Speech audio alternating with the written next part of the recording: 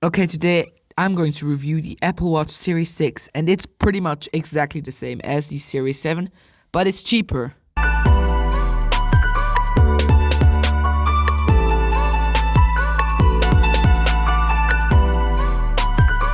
The unboxing of the Apple Watch Series 6 honestly can only be described as satisfying. You get these meaty inserts and everything just feels so high quality.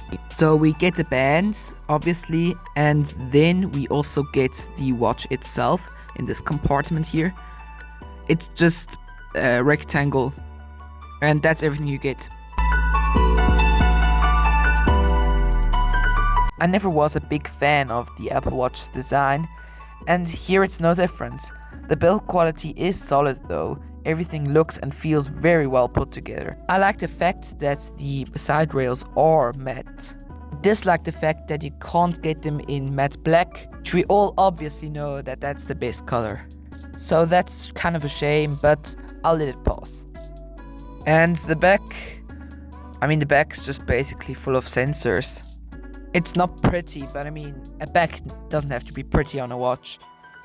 So overall, I definitely prefer the Samsung Galaxy Watch 4 design. That video is linked down in the description. It's not a bad design, but it's just a little bit boring. I have to say, this is one of, if not the best display on a smartwatch. So on this model, we have a 1.78-inch OLED LTPO display with 1000 nits max brightness. That's crazy. Not even my phone has 1000 nits max brightness, and this watch has that. It is also pretty sharp with 324 x 394 pixels. Something that I wasn't a fan of at the Samsung Galaxy Watch 4 was how difficult it was to take the straps off. Luckily, it's better on the Apple Watch. It's still not great, but it is better. Let's just pretend that didn't take me a whole minute. And to put them back on, it's really easy. You just have to slide them in, and then you're done.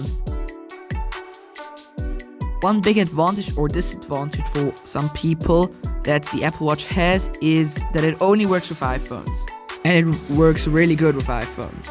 That's a big problem for me, because I use an Android phone and it doesn't work with an Android phone. Really doesn't work.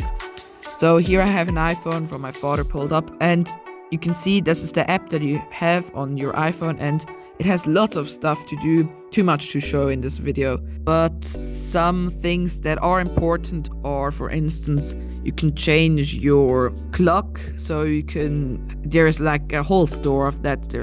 There very much. And there are a ton of watch faces to choose from because they always get updated. Using this watch is quite different because you have to swipe up to get your settings. I don't know why it's really weird. And if you swipe down, you get all your notifications. I don't know why they didn't do that the other way around. So if you push the crown, then you get all your apps. And you have 32 gigabytes of storage, so quite a lot. You also have a calculator, which is cool for school. I'm just surprised about the sheer amount of apps you get on this practically phone, but just in a watch experience. The whole software is just a phone, but smaller. You even get maps on this. That's crazy. Although Google Maps doesn't really work on that. You have to start navigation on your iPhone. I don't know why they put that app there. Apple Maps does work, and that's even more surprising. You can use that as if you go on a bicycle trip or something, you could use that instead of your phone. That's much less effort. I'm just surprised, even by my Huawei Band 6, how much apps it can pack in for its price. And this isn't 10 times more, this is like 30 times more. And you just question yourself if you even need that many apps on your watch. I'm kind of wondering, isn't the tech getting so good that it's pretty hard to just make it better in every generation? And that's also why, the Series 7 isn't a good buy. could just buy a Series 6 instead. You don't get lots of compromise. So overall, software is really good. It is a little bit confusing coming from Android watches and phones, but it has tons of options. I mean, you can even write messages on here. So charging with this dock is pretty fast, about 50 minutes from 0 to 100%, and that's okay. But where it's more interesting and also a little bit more sad is the battery life of the Apple Watch Series 6. I just can't tell you how glad I am that I have a Huawei Band 6, because I mean, it is kind of depressing to have to charge your phone and your watch all day.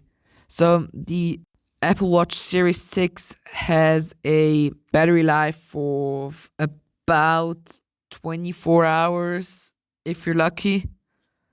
And that's not great. I mean, my Huawei Band 6 has about 7 days if I like really force it, and 10 days if I use it light.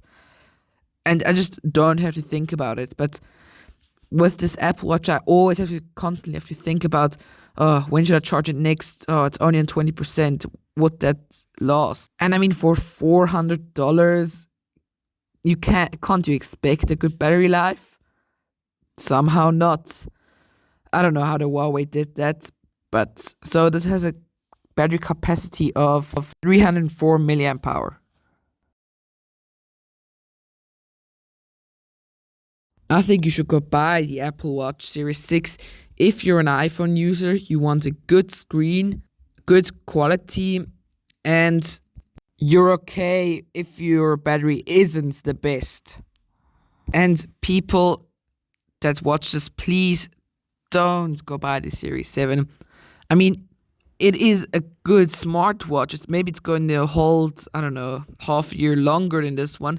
But the only difference is a slightly bigger screen, a slightly faster charging battery, and slightly brighter. But this is bright enough for, I think, every person. So that's been the review of the Apple Watch Series 6. I hope you enjoyed it. Thanks for watching.